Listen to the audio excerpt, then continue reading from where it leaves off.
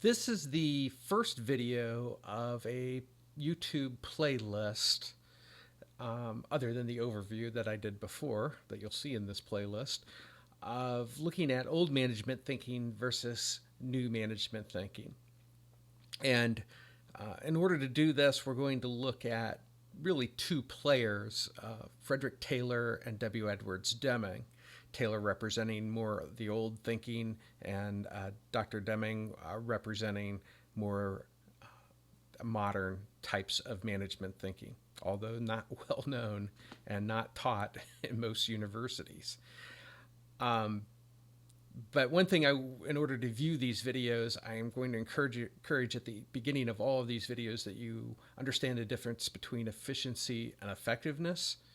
And in order to do that, you can watch the YouTube video at the95method.com/effective, and I'll give you an idea of what we're trying to accomplish here in building you up to be an effective executive. So, we know that there are differences between being efficient and effective, and I'll illustrate some of those. But Frederick Taylor, in his book Principles of Scientific Management, was more concerned with being efficient, or getting rid or eliminating inefficiency. And this was seen as a national problem with Teddy Roosevelt, that this was something that had to be solved. And so Taylor's whole focus of his Principles of Scientific Management was, how do we get rid of inefficiency? That was the problem he was trying to solve. And what Taylor did during this time period in the early 1900s, and the Principles of Scientific Management were written in 1911, based on his work, that he was almost solely focused on getting rid of the inefficiency that he saw in the manufacturing process. So that was the problem he was trying to solve. Some other things I think that are important to point out also are that everything was manual back then for the most part. Yeah, they had machines that would do certain things, but still, a lot of the moving of iron and things of that sort were manual processes. So with his focus of eliminating inefficiency, what he was trying to do was increase productivity. And he wasn't necessarily looking at whether things were effectively done, and that's illustrated by the fact that he spent, in one of his stories in Principles of Scientific Management, was that he was trying to improve what was already there and make it more efficient, with things like inspection. And you can read that story in Principles of Scientific Management. Deming, on the other hand, Dr. Deming, in Out of the Crisis, made this statement. He said, "It is a mistake to suppose efficient production of product and service can with certainty keep an organization solvent and ahead of the competition." So now we have a different problem. When Dr. Deming was espousing his philosophy, and that was being efficient isn't enough. Getting rid of inefficiencies isn't enough. And he was illustrated, there's a couple things that kind of stand out to me, I think, as the broader points. One is, this gets into point one. You can look at my playlist on Dr. Deming's 14 points, which is constancy of purpose, creating a constancy of purpose for your organization. And along that line, to make the comparison, we could look at buggy whips.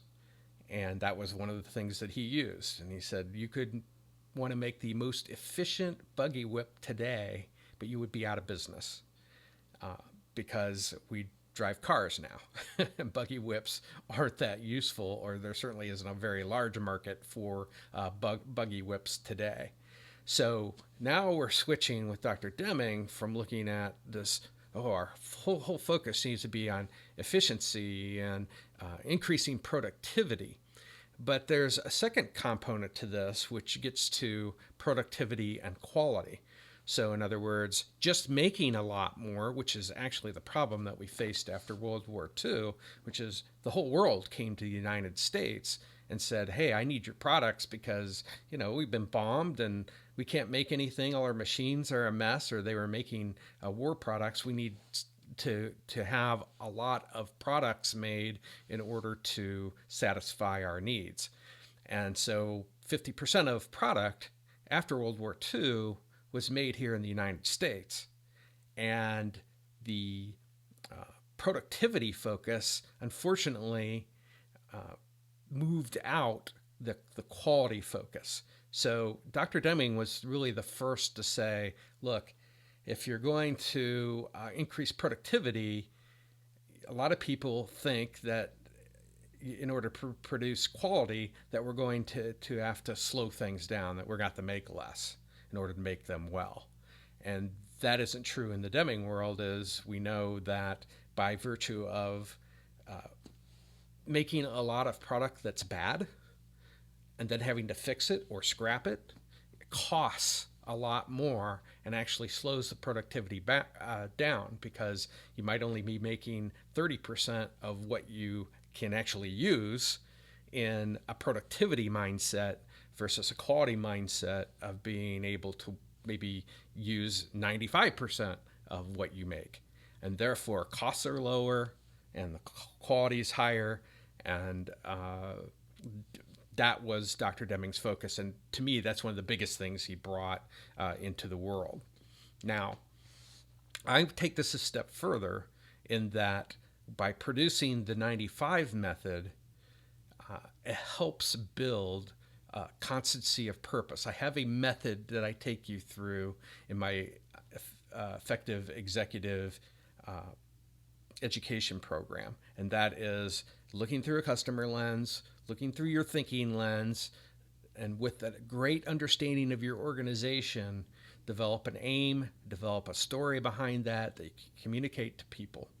And there's something else that Dr. Deming left out or did not provide a method for, which was innovation. And this is one of the other things that is a part of my executive education program, is this focus on innovation, and that you need a method to do it. Now, Dr. Deming pointed out the need for it in even point number one, problems of the day versus problems of tomorrow.